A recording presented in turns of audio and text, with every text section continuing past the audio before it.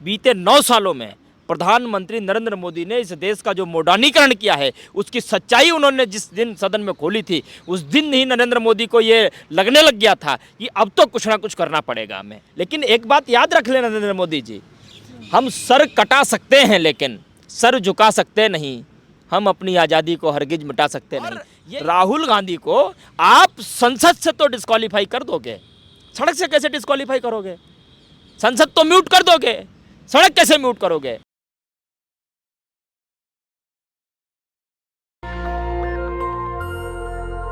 नमस्कार, मैं ज्योति यादव और आप देख रहे हैं नेशनल दस्तक। इस वक्त मेरे साथ गोपाल तिवारी मौजूद हैं, जो कि विपक्ष के एक शानदार नेता की तरह जाने जाते हैं। और ये जिस प्रकार से बीजेपी को घेरते हैं, मुझे लगता है इतना दमदार नेता शायद ही आपने कहीं देखा होगा।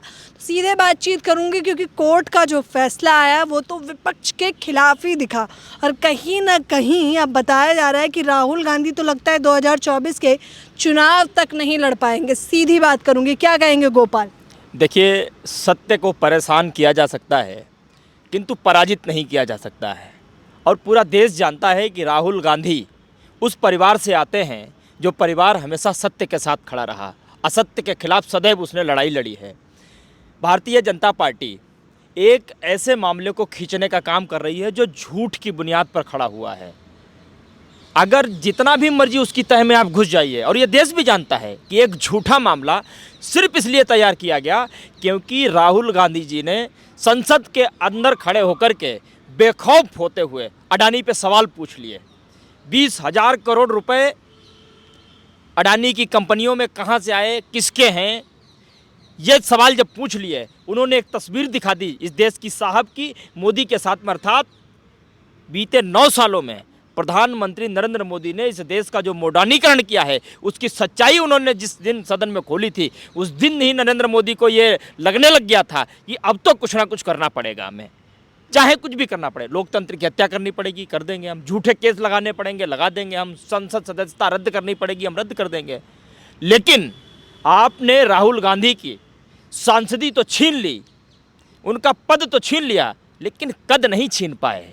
और वो कद आपको इस कदर परेशान कर रहा है, इस कदर परेशान कर रहा है कि 2024 में आप उनके सामने बौने होते हुए दिखाई दे रहे हो। और इसलिए तुम कोशिश कर रहे हो कि राहुल गांधी को, जो कि अपोजिशन के एक बहुत बड़े लीडर हैं, तुमको हराने में सक्षम हैं, तुम 2024 में उनको हटाना चाहते हो अपने रास्ते से। लेकिन राहुल गांधी जी हर चीज़ को त्यागने के लिए तैयार हैं, हर कुर्बानी देने के लिए तैयार हैं, क्योंकि वो लड़ाई कांग्रेस पार्टी के लिए नहीं लड़ रहे हैं, वो लड़ाई देश के लिए लड़ रहे हैं। और देश के लिए लड़ाई लड़ने के लिए गांधी परिवार ने सदैव कुर्बानी दी है। राहुल गांधी भी उसी रास्ते पर अग्रसर है। मुझे लग रहा है आपने विदेश मंत्री का बयान नहीं सुना है शायद, कि जिस प्रकार से उन्होंने कहा कि विपक्ष के नेता बाहर जाते हैं और टिप्पणियां करके भारत की छवि खराब करने में तुले रहते हैं।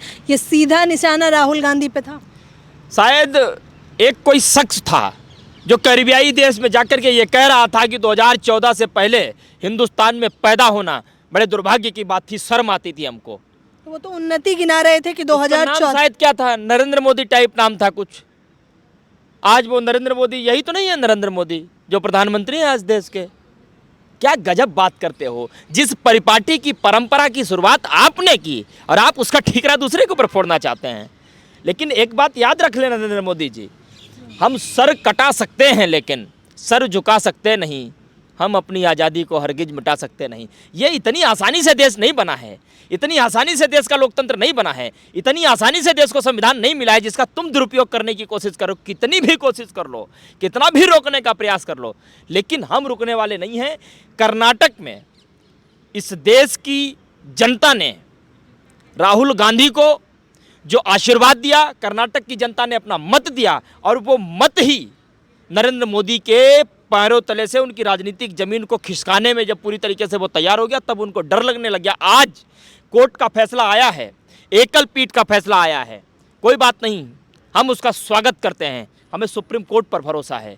हम कानूनी लड़ाई लड़ेंगे, राजनीतिक तरीके से भी लड़ाई लड़ेंगे, और सड़क पर भी लड़ाई लड़ेंगे। आपने कर्नाटक की बात कही तो वही तो वो भी कह रहे हैं कि कर्नाटक तक ही सीमित है। आप पीएम मोदी के सपने देखना भूल जाइए, पीएम पद कोई ऐसे ही नहीं मिलता। अच्छा, एक बात आप मुझे बताइए, हिमाचल प्रदेश में कौन जीता? एक व्यक्ति जब इस यात्रा में चल रहा था, जैसे जैसे राहुल गांधी के कदम आगे की ओर बढ़ रहे थे, वैसे वैसे नरेंद्र मोदी की झूठ की सत्ता पीछे खिसकती हुई जा रही थी। इनको डर तभी लग रहा था, इन्होंने लाख कोशिशें की यात्रा को रोकने की, नहीं रोक पाए। इन्होंने लाख कोशिशें की हिमाचल प्रदेश की जनता को गुमराह करने की, नहीं कर पाए। इन्होंने लाख कोशिशें की कर्नाटक की जनता को धमकाना, डराना, नरेंद्र मोदी के आशीर्वाद से वंचित नहीं रह जाए, भगवान बन गए। लेकिन कर्नाटक की जनता नरेंद्र मोदी के असली चेहरे को पहचान चुकी थी और देश भी पहचान चुका है। इस बात को आप याद रखिए कि 2024 में राहुल गांधी जी के नेतृत्व में 2024 का चुनाव सिर्फ चुनाव की तरह नहीं, लोकतंत्र को बचाने के लिए, संविधान को बचाने के लिए, इस देश के जनता की हक और हुक और उनके मुद्दे की आवाज़ को उठाने के लिए चुनाव लड़ा जाएगा। देश का 2024 का जो चुनाव है वो राहुल गांधी नहीं, राहुल गांधी के साथ देश की जनता मिलकर के चुनाव लड़ेगी। ये बात आप याद रखिए। नरेंद्र मोदी जिस गफलत में हो कि राहुल गांधी को डरा लेंगे, उनकी संसद सदस्यता हम बहाल नहीं होने देंगे, आप अभी भी कहीं वहम में तो नहीं है? क्योंकि मुझे अब थोड़ा एक तरफ तो जहां तमाम लोगों को आपकी बातें सुनकर गदगद हो रहे होंगे, तो वहीं दूसरी तरफ आप सोच के बोलिए गोपाल जी कि आप ये कह रहे हैं कि वो पीएम पद की न केवल दावेदारी करेंगे बल्कि जीतेंगे भी। क्या यही समझूं मैं, आप यही कह रहे हैं? देखिए कांग्रेस संसद पद की सदस्यता गई है, आप भूल तो नहीं चुके हैं? देखिए अभी प्रक्रिया चल रही है ना, कानूनी लड़ाई चल रही है, अभी फाइनल अंजाम तक नहीं पहुंची है, समझ गए ना। तो सुतली बम जब टाई टाई फिस कर जाता है बीजेपी, तो उसमें भी जश्न मना लेती है। हम पटाखे फूटने पर भी जश्न नहीं मनाते हैं। हम जश्न तब मनाते हैं जब देश की जनता हमको जश्न मनाने के लिए आगे करती है, हम तब जश्न मनाते हैं। रही बात 2024 के चुनाव की, प्रधानमंत्री कौन होगा, चुनाव कैसे लड़ा जाएगा, वो बात की बात है।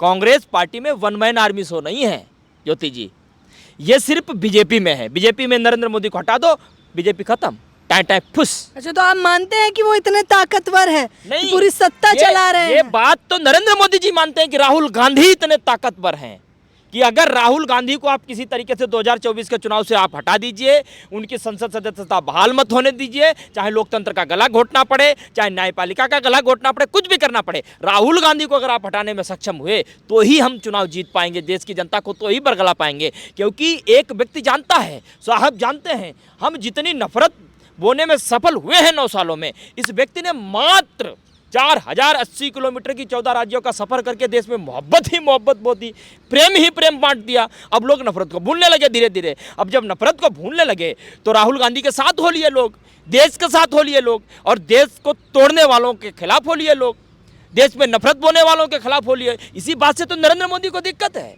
इसी बात से नरेंद्र मोदी को तकलीफ है, यही तो मैं कह रहा हूं। और राहुल गांधी को आप संसद से तो डिस्क्वालीफाई कर दोगे, सड़क से कैसे डिस्क्वालीफाई करोगे? संसद तो म्यूट कर दोगे, सड़क कैसे म्यूट करोगे? राहुल गांधी जी जो बात संसद में खड़े होकर के कह रहे थे, वही बात आज जोर शोर से वो देश के हर मंच पर जाकर के कह रहे हैं, सीधे डायरेक्ट 1 to 1 देश की जनता से कह रहे हैं, और देश की जनता जान रही है। आज महंगाई, बेरोजगारी, इन सब का कारण क्या है? इन सब का कारण मोडानीकरण है। क्योंकि देश की जनता का पैसा आपने इस देश के चंद व्यापारियों को पूरे विश्व का नंबर 1 व्यापारी बनाने के लिए पैसा जो सौंप दिया उनके चरणों में, इसी वजह से तो महंगाई, बेरोजगारी, अर्थनीति चौपट हो गई, भुखमरी में हमारा देश कहाँ चला गया, हर इंडेक्स में हमारा देश नीचे है, सिर्फ मोडानीकरण की वजह से। और एक आदमी को बचाने के लिए, सिर्फ अडानी को बचाने के लिए, अपने दोस्त को बचाने के लिए आप हर संस्था को कुचलने के लिए तैयार हो, हर नियम को तोड़ने के लिए तैयार हो, हर कानून को तोड़ने के लिए तैयार हो। अच्छा, इससे पहले वो कह रहे हैं कि क्या कभी कोई इतना चर्चित चेहरा रहा है जितना मोदी जी है? ना, ये विदेश में जब जाते हैं तो कहते हैं वाह मोदी जी वाह, सभी लोग यही कहते हैं मोदी जी हम आपसे प्यार करते हैं, आई लव यू तक के नारे कहे हैं बीजेपी ने तो। ये अच्छा कहता कौन है ये बताओ? ये बात कौन कहता है? ये नरेंद्र मोदी खुद बताते हैं कि जब मैं विदेश में जाता हूं तो डंका बजता है। नरेंद्र मोदी के नेता भी बताते हैं, बीजेपी नेता बताते हैं ना, जनता कहां बताती है? फर्क आप समझो।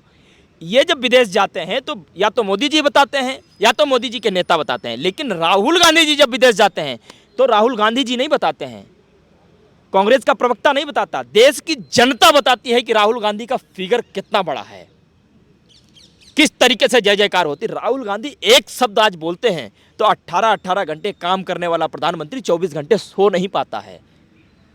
ये ताकत है राहुल गांधी की। क्या बात कर रहे हैं आप?